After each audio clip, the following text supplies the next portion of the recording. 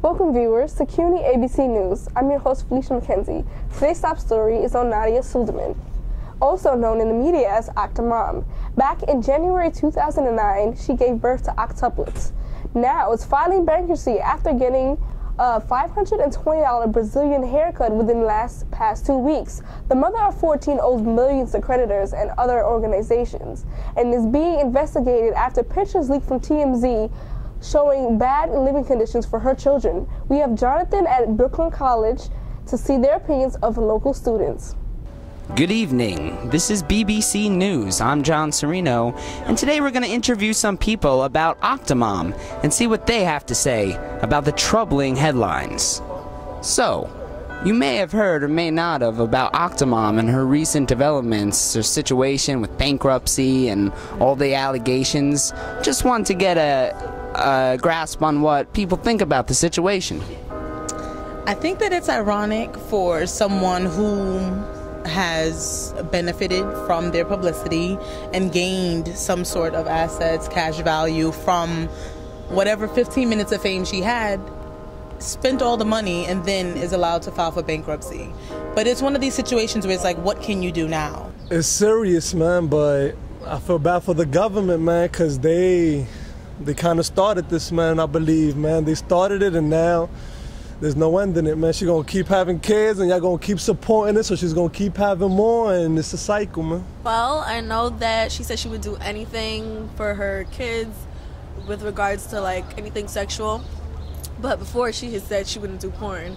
And then now she's like, well, she would do anything, whatever it is. And it doesn't matter as long as she's feeding her kids. But it's kind of contradicting herself. That's what I know. Well, in a sense, you could look at it both ways.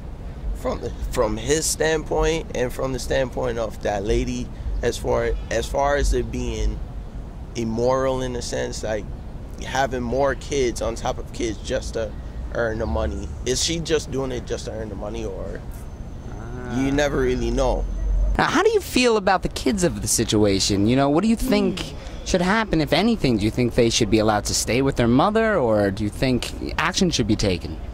That's a tricky situation. I feel that if she cannot afford to keep them, that maybe she should consider giving them up for adoption, or possibly maybe, you know, having some other relatives or friends of the family or friends that she know possibly look after or get joint custody of the kids. I think they should have been taken from their mother from the beginning, when we first found out that she's just doing it just to get the money.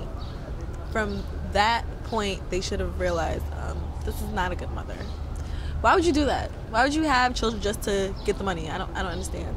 I just believe that she's again in a situation where she needs aid, man. And it goes right back to my first answer.